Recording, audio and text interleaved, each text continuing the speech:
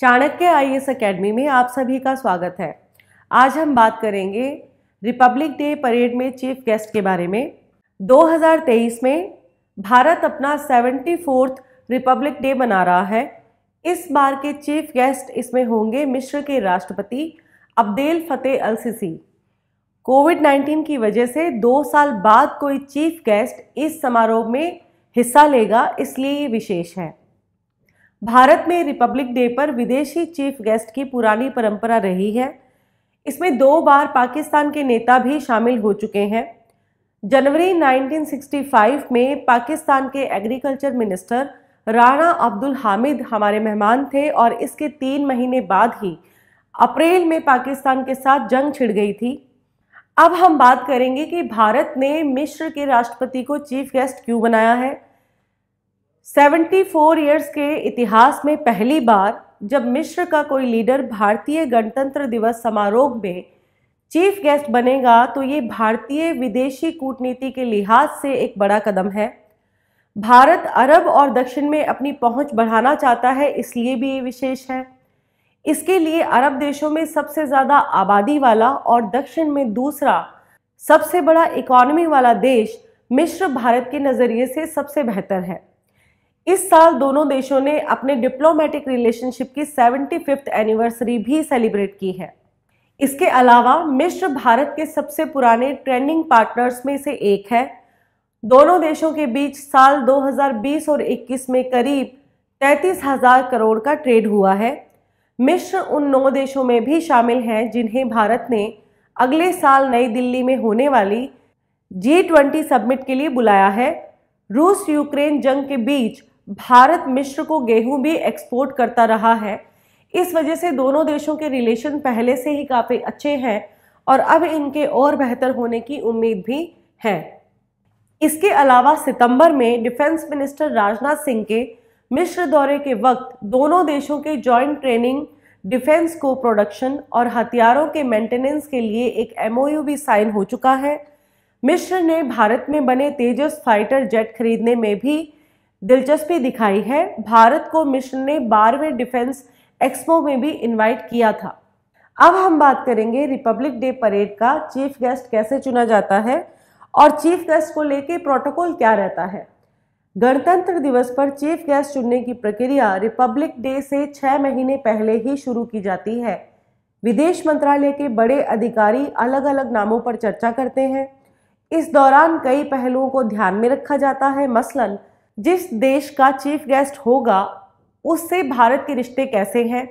इसके बाद political, economical, commercial, सैन्य सहयोग और अन्य विषयों पर चर्चा होती है। जब किसी देश को लेकर मीटिंग में शामिल सभी विशेषज्ञ सहमत हो जाते हैं तो उस देश का नाम प्रधानमंत्री को भेजा जाता है। प्रधानमंत्री अपने सलाहकारों के साथ राय मशवरा करने के बाद फाइल आगे राष्ट्रपति भवन में भेजते हैं। राष्ट्रपति भवन से ग्रीन सिग्नल मिलने के बाद तय मेहमान का शेड्यूल पूरी सावधानी के साथ उस देश में अपॉइंट इंडियन एम्बेसडर पता करते हैं। सब सही होने पर विदेशी मंत्रालय का टेरिटोरियल डिवीजन तय हुए चीफ गेस्ट के साथ बातचीत शुरू करता है। दूसरी ओर से सहमति मिलने के बाद चीफ गेस्ट के नाम पर फाइनल मुहर लगती है। इसके बाद प्रोटोकॉल अधिकारी minute to minute schedule programme पूरी सिक्योरिटी के साथ जिम्मेदार ऑफिसर्स के साथ शेयर करते हैं। अब हम बात करेंगे कि चीफ गेस्ट का प्रोटोकॉल क्या होता है। तो विदेशी मेहमान का स्वागत एयरपोर्ट पे PM करते हैं। चीफ गेस्ट को राष्ट्रपति भवन में विजिट के लिए ले जाया जाता है। यहाँ भारतीय सेना अपने गार्ड ऑफ ऑनर्स और 21 तोपों की सलामी देती है। इस दौरान मेहमान के साथ प्रेसिडेंट गार्ड मौजूद रहते हैं जो उनके चारों ओर सुरक्षा घेरा बनाए हुए होते हैं। राष्ट्रपति भवन में चीफ गेस्ट के स्वागत के लिए प्रधानमंत्री के साथ अन्य केंद्रीय मंत्री और दिल्ली के गवर्नर भी मौजूद रहते हैं। चीफ गेस्ट राष्ट्रपति भवन से राजघाट भी पहुंचते हैं। वहां वो महात्मा गांधी को श्रद्धांजलि देते हैं। इसके बाद प्रधानमंत्री के साथ लंच होता है। 26 जनवरी को परेड वाले दिन 10,000 से ज़्यादा सुरक्षा कर्मी चीफ गेस्ट की सुरक्षा में तैनात होते हैं।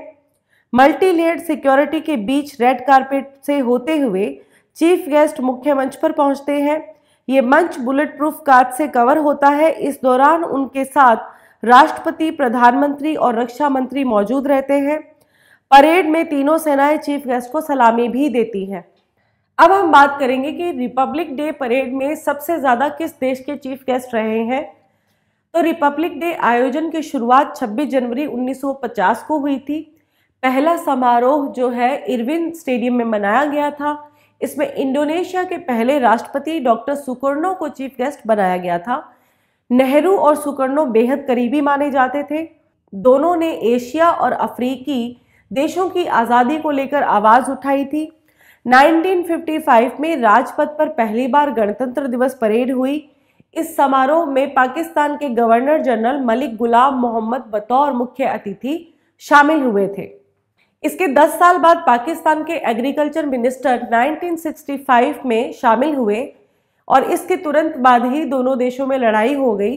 तब से लेके आज तक पाकिस्तान के किसी भी नेता को रिपब्लिक डे परेड का चीफ गेस्ट नहीं बनाया गया है।